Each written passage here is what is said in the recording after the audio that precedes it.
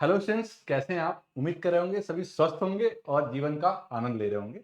आपका अपना channel APS Ghaziabad polytechnic classes में आप सभी का स्वागत है। बेसिकली इस अभी के लेक्चर में, इस सेशन में हम ये बात करने वाले हैं कि आप सभी तो थर्ड सेमेस्टर में पहुंच ही गए हैं और ये जो थर्ड सेमेस्टर है आपके अपने डिप्लोमा के लिए, यानी जो आपने ब्रांच सेलेक्ट किया हुआ है मैकेनिकल इंजीनियरिंग, उसके लिए कितना इंपॉर्टेंट होने वाला है। मतलब ये हुआ कि आपने डिप्लोमा ऑलरेडी सेलेक्ट कर रखा है, एक साल आपने उस मतलब एक पढ़ाई कर भी चुके हैं। उस 1 साल में आपने कोई बहुत ज़्यादा अपने ब्रांच के बारे में पढ़ाई नहीं करी है। आप ऐसे समझ सकते हैं कि फर्स्ट ईयर में आपने फिजिक्स पढ़ा, मैथ पढ़ा, केमिस्ट्री पढ़ा और कम्युनिकेशन स्किल, इस तरह के सब्जेक्ट पढ़े। ये सब्जेक्ट सभी ब्रांचेज़ में कॉमन थे, मतलब एक जैसा ही था। तो आपने अपने ब्रांच की पढ़ाई कहाँ करी?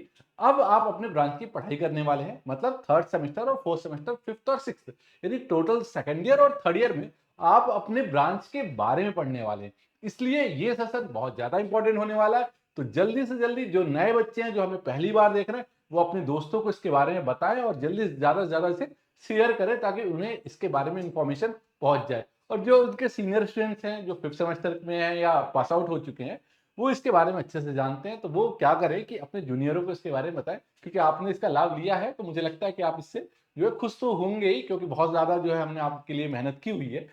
तो अब ये जो थर्ड सेमेस्टर है, ये इसमें मैकेनिकल इंजीनियरिंग के लिए होने वाला है ये थर्ड सेमेस्टर। बीटीयूपी लखनऊ इसका एक्चुअल नाम है, board of technical education Uttar Pradesh Lucknow. इसके अंतर्गत मैकेनिकल इंजीनियरिंग के बारे में बात करेंगे। अब देखिएगा, मैकेनिकल इंजीनियरिंग में भी कुछ सब ब्रांचेज हैं, जैसे कि प्रोडक्शन हो गया, ऑटो हो गया, कैड है, आपका आरएसी है, रिपेयर मेंटेनेंस है। ये एक स्पेशलाइजेशन है आपका मैकेनिकल इंजीनियरिंग में बीटीयूपी के अंतर्गत। अब एक और ब्रांच होता है जो अभी नया आया हुआ है, उसका नाम है सिर्फ मैकेनिकल इंजीनियरिंग। तो कोई इशू नहीं है, ये सभी ब्रांच के बच्चे एक जैसे ही हैं। इनका 5वें सेमेस्टर तक सबका सिलेबस एक जैसा ही है। छठवें सेमेस्टर में जाकर के, यानी जो लास्ट सेमेस्टर होगा, उसमें एक एक सब्जेक्ट का केवल वेरिएशन आना है। इसका मतलब है कि सभी ब्रांच एक जैसे हैं, तो इसमें कोई कंफ्यूजन नहीं है कि आगे आने वाले जो भी एग्जाम होंगे कंपटीशन के, कौन भरेगा, कौन से बच्चे भर सकते हैं, कौन से नहीं, सभी भर सकते हैं। ये क्लियर हो गया? तो मन में ये कोई दुविधा है तो इसे समाप्त कर लीजिए। और सब्जेक्ट एनालिसिस मतलब बेसिकली कि थर्ड सेमेस्टर में कौन कौन से सब्जेक्ट्स हैं, उनके बारे में हम यहाँ पर विश्लेषण करने वाले हैं। सब्जेक्ट के एनालिसिस, विषय का विश्लेषण करने वाले हैं। मैं आपको ये बताना चाहता हूँ कि आपका जो अपना channel APS Ghaziabad polytechnic classes का एक एप्लीकेशन भी है, उसका नाम है एपीएस इंजीनियरिंग एकेडमी ऐप। इस ऐप को आप डाउनलोड कर सकते हैं। इस ऐप से आपको ये बेनिफिट होने वाला है कि थर्ड, फोर्थ, फिफ्थ, सिक्स के बाद जो जेई के लिए कंपटीशन एग्जाम है, उससे संबंधित बहुत सारी जानकारियां यहाँ पर अवेलेबल है। तो इस एप्लीकेशन को आप डाउनलोड करके और यहाँ से इसका लाभ उठा सकते हैं। तो स्टूडेंट्स, अब हम बढ़ते हैं आपके थर्ड सेमेस्टर के सिलेबस की ओर और देखते हैं कि उसमें सब्जेक्ट कौन कौन से हैं।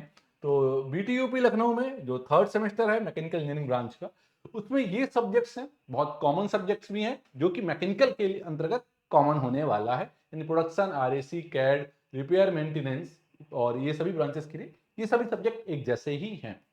अब आते हैं इसमें, देखते हैं इसमें 3.1 का मतलब हो गया थर्ड सेमेस्टर का पहला, दूसरा, तीसरा, चौथा, पांचवा और छठवां।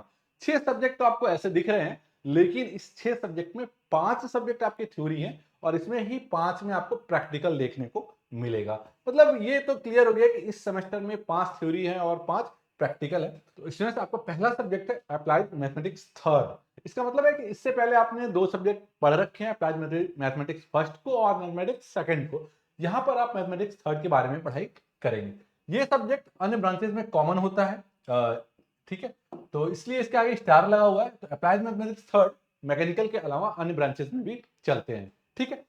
इसके बाद के जो सब्जेक्ट हैं, ये आपके अपने ब्रांच के कोर सब्जेक्ट हैं। मतलब ये हो कि देखिए, अब इनके आगे स्टार तो नहीं लगा, इसका मतलब है कि दूसरे जो ब्रांचेस हैं मैकेनिकल के अलावा, उसमें ये सब्जेक्ट नहीं चलते। मतलब ये हुआ कि आप अपने कोर ब्रांच के सब्जेक्ट की पढ़ाई अब करने वाले हैं यहाँ पर। तो मैथ के अलावा बाकी जो सब्जेक्ट्स आपको दिख रहे हैं, वो सभी आपके ब्रांच के कोर सब्जेक्ट हैं। इसमें जो दूसरा सब्जेक्ट आता है वो है इंजीनियरिंग मटेरियल, जिसको शॉर्ट फॉर्म में ईएम कहते हैं। इसके 2-3 नाम भी हैं। इसको मटेरियल साइंस कहा जाता है कहीं पर, इसको engineering material and material science भी कह सकते हैं। ये आपके अपने इंजीनियरिंग का एक कोर सब्जेक्ट है और इंपॉर्टेंट सब्जेक्ट है। शुरुआत आपके एक तरीके से मैकेनिकल ब्रांच की यहीं से हो रही है, इंजीनियरिंग मटेरियल से। इंजीनियरिंग में जो भी मटेरियल यूज किए जाते हैं, उन्हीं के बारे में आप यहाँ पर देखेंगे। अगला सब्जेक्ट आपका मैकेनिक्स ऑफ सॉलिड। अब मैकेनिक्स ऑफ सॉलिड मतलब वही मैकेनिक्स जो आप फर्स्ट ईयर में पढ़ करके आ रहे हैं, उसी के बारे में आप यहाँ पर डिटेल में थोड़ी पढ़ाई करेंगे, क्योंकि यहाँ से अब इनका वेटेज बढ़ने लगता है आपकी ब्रांच के अंतर्गत, और यहाँ से बढ़ते बढ़ते ये आगे जाकर के कंपटीशन में भी इनका वेटेज ज्यादा हो जाता है। ठीक है, आगे बढ़ते हैं। थर्मल इंजीनियरिंग, ये भी कोर ब्रांच है, यहाँ थर्मल हीट के बारे में यहाँ पर पूरी डिटेल में आप पढ़ाई करेंगे। ठीक है, अगला जो सब्जेक्ट है आपका computer aided drafting and 3D modelling, ये कोई थ्योरी का सब्जेक्ट नहीं है, इसका सिर्फ आपको प्रैक्टिकल पढ़ाई करनी होगी, यानी इससे पहले आपके थ्योरी सब्जेक्ट है, इनमें सिर्फ और सिर्फ प्रैक्टिकल है। इसके बाद अगला जो इसमें सब्जेक्ट है वो है वर्कशॉप टेक्नोलॉजी।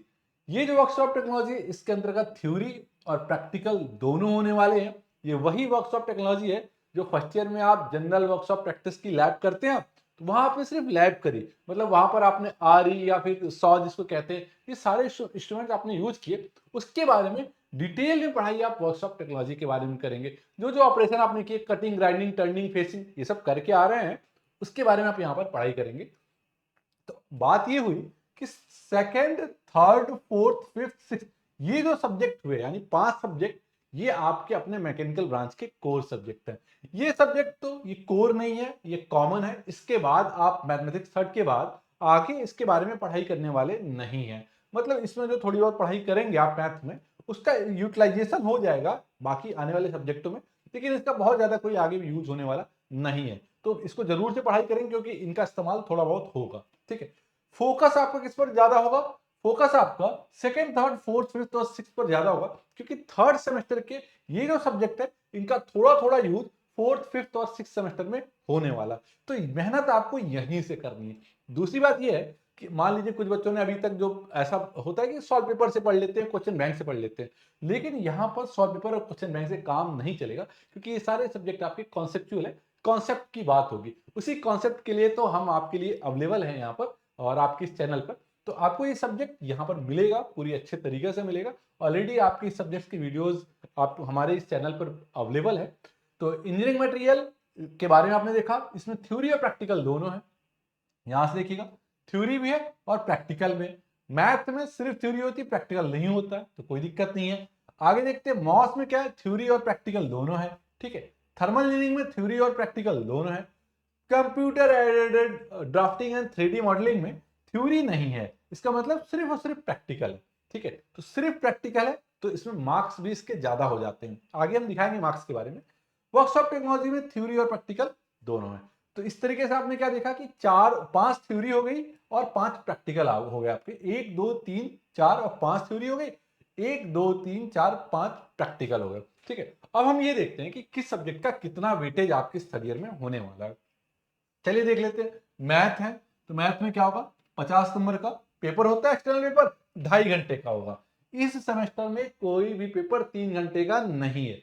पिछले सेमेस्टर में ड्राइंग का पेपर 3 घंटे का होता था, लेकिन यहाँ पर कोई भी पेपर 3 घंटे का यहाँ पर नहीं होगा। तो 50 नंबर का 2.5 घंटे का पेपर है मैथ का, प्रैक्टिकल इसमें होता नहीं है, तो टोटल इसका वेटेज हो जाएगा 70। 50 नंबर का एक्सटर्नल, 20 नंबर का इसका इंटरनल हो जाता है, कोई दिक्कत नहीं है। इसी तरीके से यहाँ पर 50 नंबर का ये पेपर है।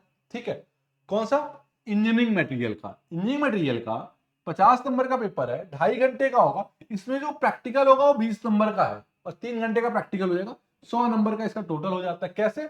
50 20 70 और ये 30 नंबर का इसमें इंटरनल है। इंटरनल 30 में 30 भी मिल सकते हैं, लेकिन इसके लिए तो वही है कि आपको अपने सब्जेक्ट टीचर से और बना के रखनी है, मतलब उनसे किसी प्रकार का मतभेद नहीं रखना है, और उनके द्वारा दिए गए जो असाइनमेंट है, अटेंडेंस है, वो पूरा रखना है। ठीक है, आगे बात करते हैं मैकेनिक्स ऑफ सॉलिड के बारे में। ठीक है, बहुत अच्छा सब्जेक्ट है। अगर हम ऐसे बात करें तो मैथ और मैकेनिक्स ऑफ सॉलिड अपने आप में बहुत बढ़िया सब्जेक्ट माना जाता है इस सेमेस्टर का। तो मॉस और स्ट्रेंथ ऑफ मटेरियल भी बोल देते हैं इसको, मॉस और मैथमेटिक्स इंजीनियरिंग मटेरियल। चलिए इसको देख लेते हैं एक बार मॉस के बारे में। 50 नंबर का पेपर होगा, 2.5 घंटे का होगा। ठीक है, वही बात, 20 नंबर का प्रैक्टिकल है और इधर 30 नंबर का आपका सेशनल हो जाएगा इसके अंतर्गत। टोटल 100 नंबर का है। ठीक है, आगे बढ़ते इसी तरीके से इनका भी है, 50 20 30 और 100 का, कोई दिक्कत नहीं है। अब बात आती है कंप्यूटर ड्राफ्टिंग और 3D मॉडलिंग की। ये पेपर सिर्फ और सिर्फ प्रैक्टिकल होगा, इसका एग्जाम सिर्फ आपके अपने कॉलेज में होगा। बाहर जाके आपको इसका पेपर नहीं देना, वही एग्जामिनर आएंगे और वाइवा लेंगे।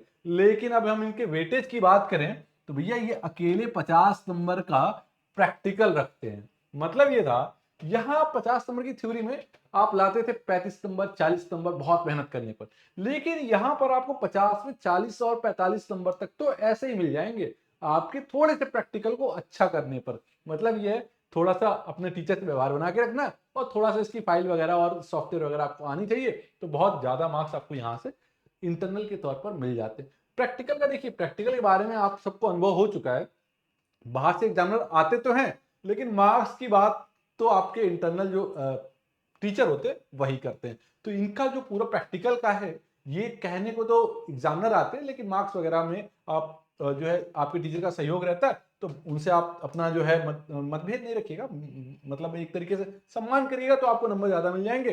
कि इसमें आपका 20 नंबर की आपका इंटरनल हो जाएगा, टोटल 70 नंबर का हो गया। मतलब 70 नंबर आपको यहाँ पर थोड़ी सी मेहनत में मिल रहा है। वहीं मैथ में जब आप बहुत मेहनत कर रहे हैं तो आपको 70 नंबर मिल रहा है। आप अंतर देख लीजिए, तो इसलिए थोड़ा सा इस पर फोकस करना है आपको। ऐसा नहीं है कि प्रैक्टिकल है तो छोड़ देना है। वर्कशॉप टेक्नोलॉजी थ्योरी प्रैक्टिकल दोनों है इसमें। 50 नंबर का पेपर है, 2.5 घंटे का है। 20 नंबर का इसका प्रैक्टिकल होगा और 30 नंबर का इसका इसमें इंटरनल है। तो 50 30 80 20 100 ये हो गया आपका टोटल। ये सारे सब्जेक्ट का विश्लेषण हो गया। 30 नंबर का आपका एससीए होता है। एससीए तो 30 नंबर का पूरा पूरा होता है। ये इसमें कल्चरल एक्टिविटीज के बारे में बात की जाती है, तो ये आपको नंबर मिल जाते हैं ठीक ठाक। इसमें लगभग 28 29 नंबर तो मिल ही जाते हैं बड़े आसानी से। ठीक है, अब बात करते हैं ये सेमेस्टर में थ्योरी नंबर का कितना वेटेज है, प्रैक्टिकल का कितना वेटेज है, इंटरनल का कितना वेटेज है, और ये सेमेस्टर कितने मार्क्स का टोटल होने वाला है देख लेते हैं। आपका यहाँ पर जो इंटरनल है वो 190 नंबर का है। 30 नंबर का एससी हो गया और सारे सब्जेक्ट का लगभग लगभग 160 नंबर हो गए। ठीक है, 250 नंबर का आपको एक्सटर्नल एग्जाम होगा, मतलब बाहर जाकर के आप पेपर देंगे, क्योंकि 5 सब्जेक्ट थ्योरी के हैं तो 50 नंबर गुणे 5 250 हो गए। ठीक है, अब यहां पर आपका 130 नंबर का प्रैक्टिकल है। अब आप तीनों को जोड़ेंगे 190 250 और 130 को, तो आपका आएगा 570। ये सेमेस्टर आपका 570 नंबर का होने वाला है। इसका मतलब यह है कि अब आप सारा विश्लेषण करने के बाद 570 नंबर में कितने, यानी 570 मार्क्स में कितने मार्क्स आपको लाने हैं, ये आपको विचार करना है। देखिएगा, आपको मैं ये बता दूं कि यहां से अब आपकी परसेंटेज बनना शुरू होंगे। थोड़ा मेहनत भी करनी है और थोड़ी मेहनत से और थोड़ी परिश्रम से आपका यहाँ मार्क्स परसेंटेज बन जाएगा। आगे आने वाले जितने भी एग्जाम होते हैं, कई एग्जाम में परसेंटेज मायने रखते हैं, और डिप्लोमा में अच्छी बात यह है कि 66% आप लाएंगे तो ही आप फर्स्ट डिवीजन में आएंगे। ये डिप्लोमा का एक सबसे बड़ा नियम है, क्योंकि अभी तक तो आप ऐसे जानते थे कि 60% लाएंगे तो फर्स्ट डिवीजन होगा। नहीं, यहाँ डिप्लोमा में 66% लाएंगे तो फर्स्ट डिवीजन कहलाएगा। अगर आपने 65.5 भी लाए तो आपका सेकंड डिवीजन होगा। इसलिए यहाँ पर आपको ज्यादा मेहनत करनी है, परसेंटेज बनाने हैं, फर्स्ट डिवीजन हो, क्योंकि कई सारे एग्जाम में 70% तक का जो है मिनिमम क्राइटेरिया रखा जाता है। 65 70 75 तक का रहता है अलग अलग एग्जाम में, तो ये वेरी करता रहता है। इसलिए इस पर फोकस ज्यादा करेंगे। सब्जेक्ट के बारे में हमने यहाँ पर पूरा विश्लेषण कर दिया है। आपके डिप्लोमा में फिलहाल यही सब्जेक्ट चलने वाले हैं। अब बात कर लेते हैं, ये जो सब्जेक्ट है इसका आगे फ्यूचर में, मतलब डिप्लोमा के बाद फ्यूचर में कंपटीशन में जो जेईई से संबंधित एग्जाम होते हैं। अरे डिप्लोमा कर रहे हैं तो सभी का सपना होगा जूनियर इंजीनियर बनने का। ठीक है, तो जूनियर इंजीनियर बनने के लिए किन सब्जेक्ट पर ज्यादा फोकस करना होगा, मतलब सॉल्व पेपर से पढ़ाई नहीं करनी है, बेसिकली नोट्स बनाना है और कॉन्सेप्ट क्लियर करना है। तो बात कर लेते हैं उन सब्जेक्टों के बारे में जो कोर सब्जेक्ट हैं। इसमें बेसिकली आपको 4 सब्जेक्ट पे फोकस करना है। ठीक है, 1 2 3 और ये आपका चौथा सब्जेक्ट ये। इनमें भी बहुत ज्यादा जो फोकस करना है, जो इसमें एक तरीके से कह सकते हैं वेटेज ज्यादा हो, थोड़ा सा एक तरीके से बैक वगैरह लगने के चांसेस भी हो जाते हैं, तो मतलब फोकस ज्यादा करना है। फोकस किस पे करना है आपको, मॉस में ज्यादा फोकस करना है और थर्मल में ज्यादा फोकस करना है। ये जो दो सब्जेक्ट है इसमें थ्योरी और न्यूमेरिकल दोनों मिलने वाला है। तो जिस सब्जेक्ट में थ्योरी और न्यूमेरिकल दोनों मिलता है उसका वेटेज हाई हो जाता है। वेटेज दोनों मामलों में एक तरीके से डिप्लोमा के अंतर्गत भी और कंपटीशन में भी इसका वेटेज ज्यादा हो जाता है। तो थर्मल इंजीनियरिंग से काफी क्वेश्चंस कंपटीशन में आते हैं, मॉस से काफी आते हैं, छोटा छोटा न्यूमेरिकल भी कंपटीशन में पूछ दिया जाता है। हाँ, अब बचता है इंजीनियरिंग मटेरियल। इंजीनियरिंग मटेरियल में छोटे छोटे कॉन्सेप्चुअल क्वेश्चन पूछे जाते हैं, जैसे लोहा, कॉपर, मतलब आयरन, कॉपर, जिंक, टिन, ये जो मेटल है इनके बारे में यहाँ पर छोटे छोटे काफी क्वेश्चन बन सकते हैं। तो छोटे छोटे काफी क्वेश्चन बन सकते हैं, तो इसलिए ये सब्जेक्ट भी इंपॉर्टेंट हो जाता है। ज्यादा फोकस आपका थर्मल मॉस पर रहेगा। फिर आप इंजीनियरिंग मटेरियल और वर्कशॉप टेक्नोलॉजी पर भी फोकस करेंगे, क्योंकि थ्योरेटिकल है। अगर देखिएगा थ्योरेटिकल तो है, आप ये सोचेंगे हम कुछ भी लिख देंगे, कुछ भी से काम नहीं चलने वाला है, क्योंकि इसके अंदर जो थ्योरी आएगी वो इंजीनियरिंग में यूज होने वाले जो मटेरियल हैं, मटेरियल उनके बारे में तो यहाँ आएगा, और इंजीनियरिंग में जो ऑपरेशन यूज किए जाते हैं, ऑपरेशन का मतलब जैसे कटिंग करना, ग्राइंडिंग करना, टर्निंग करना, फेसिंग करना, सेंटरिंग करना, थ्रेडिंग करना, ग्रूविंग करना, नर्लिंग, ये सारे ऑपरेशंस है, ये सब आपके यहाँ पर डिटेल में आप पढ़ाई करेंगे। बेसिकली इतनी बातें मैंने यहाँ इसलिए कर दी, वर्कशॉप में काफी बच्चे ये जानते होंगे, जो मैंने नाम लिए होंगे, किए होंगे, तो ठीक है। तो इस तरीके से ये पूरा का पूरा थर्ड सेमेस्टर आपके लिए दोनों माध्यम से, कि आपके सेमेस्टर के लिए कितना वेटेज है, और साथ में सेमेस्टर के बाद यानी डिप्लोमा करने के बाद आज जब आप कोई तैयारी करते हैं कंपटीशन में, तो वहां इसका कितना वेटेज है। तो यहाँ पर पूरा विश्लेषण कर दिया गया है। इसके बाद हम डिटेल में आगे जो है, जो कि ऐप के बारे में मैंने बताया है, उस ऐप के अंतर्गत सभी सब्जेक्ट्स के बारे में डिटेल में अंदर बातें की गई हैं। इससे संबंधित यूट्यूब पे वीडियो भी अवेलेबल है, सब्जेक्ट के बारे में भी है, आप वहां से भी देख सकते हैं। और बात करते हैं अगर चैप्टर में कौन सा सब्जेक्ट थोड़ा बड़ा है, कौन सा छोटा है, तो बात कर लेते हैं कि इसमें कितना चैप्टर है, क्योंकि बच्चे काफी ज्यादा जो है चैप्टर से भी अंदाजा लगाते हैं कि सब्जेक्ट कितना बड़ा है। मैथ में टोटल 5 चैप्टर है, कोई दिक्कत नहीं है, परेशान होने वाली बात नहीं। इंजीनियरिंग मटेरियल में 8 चैप्टर है, ठीक है। शुरू के चार चैप्टर ज्यादा इंपॉर्टेंट है, तो इनका वीडियो हमने यूट्यूब पे अवेलेबल करा दिया है, जो 4 चैप्टर ज्यादा इंपॉर्टेंट है, बाकी थ्योरेटिकल छोटे छोटे चैप्टर है, बाकी 4 के 8 हो गए।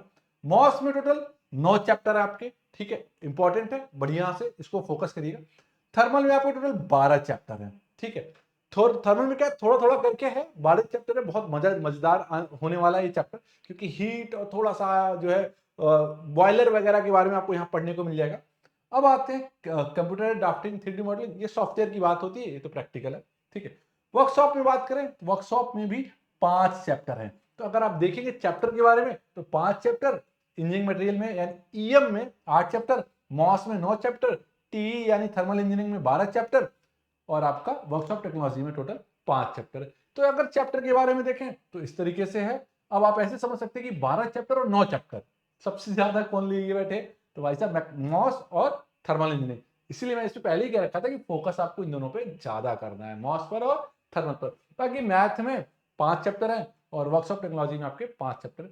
इंजीनियरिंग मटेरियल में क्या है, 8 चैप्टर हैं, शुरू के 4 बहुत इंपॉर्टेंट है, ऑलरेडी आपको अवेलेबल करा दिया गया, आप डिटेल में वहां से पढ़ाई कर सकते हैं। बाकी जो 4 चैप्टर हैं वो भी आपके एग्जाम के होने से पहले हम काफी पहले तक अवेलेबल करा देंगे। तो स्टूडेंट्स, अब इस लेक्चर के समाप्त होने से पहले एक बार और ये बताना चाहते हैं, ये 5 8 जितने भी चैप्टर लिखे गए हैं, ये चैप्टर बोर्ड ने यानी बीटीयूपी ने सिलेबस में जितना चैप्टर प्रोवाइड किया है उसके हिसाब से हमने आपको बताया है।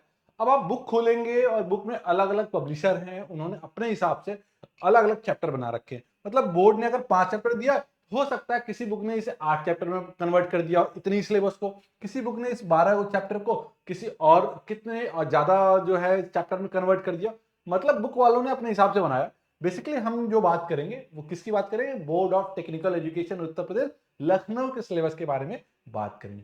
तो स्टूडेंट्स, यहां तक इस तरीके से आपका पूरा थर्ड सेमेस्टर का विश्लेषण हो चुका है। अगर कोई डाउट होगा तो नीचे जो आपका नंबर लिख के आ रहा है, जो पूरा डिटेल, उस पर आप मैसेज करके डिटेल जो है पता कर सकते हैं।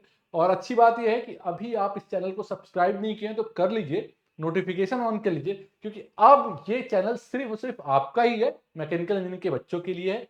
आप अपने सीनियर से इनके बारे में पूछ सकते हैं, जो है ऑलरेडी डिप्लोमा फाइनल ईयर में पहुंचे होंगे या पास आउट हो चुके होंगे, क्योंकि उन बच्चों ने बहुत ज्यादा बेनिफिट इसका एग्जाम टाइम में लिया हुआ है। तो अब आप इस चैनल को ज्यादा से ज्यादा शेयर कर दीजिए अपने दोस्तों में, क्योंकि आप लाभ लेंगे और उनका भी बेनिफिट इससे हो जाए। ठीक है फ्रेंड्स, ठीक है फ्रेंड्स, तो यहां तक आपका ये सेशन कंप्लीट होता है। जाते जाते ये और बताना चाहते हैं कि अब ये जो सब्जेक्ट्स हैं इनके लेक्चर्स आपको प्रॉपर यूट्यूब पर, और यूट्यूब पर अगर नहीं तो चैनल पे तो ऑलरेडी अवेलेबल है, जो हमारा चैनल के साथ जो ऐप है जिसकी बात कर रहे थे, अरे एपीएस इंजीनियरिंग एकेडमी ऐप, आपका अपना ऐप, उस पर सारे कंटेंट्स मिलेंगे। और चूंकि इस पर हम ज्यादा फोकस भी करेंगे उसके अंतर्गत, इसमें मॉस और थर्मल में, मतलब मॉस और थर्मल की विशेष क्लासेस चलेंगी उस ऐप के अंतर्गत। तो जो बच्चे पढ़ाई करना चाहते हैं, ऐप से जो कंपटीशन की तैयारी करना चाहते हैं, वो इस पर ज्यादा फोकस करेंगे और ऐप से जुड़े हुए रहेंगे, नोटिफिकेशन ऑन कर लेंगे। कोई डाउट होगा बेझिझक आप उस नंबर पे कॉल कर लीजिए, कॉल करने से घबरा रहे हो तो कोई दिक्कत नहीं है, आप मैसेज ड्रॉप कर दीजिए, मैसेज का प्रॉपर रिप्लाई मिल जाएगा आपको। ठीक है फ्रेंड्स?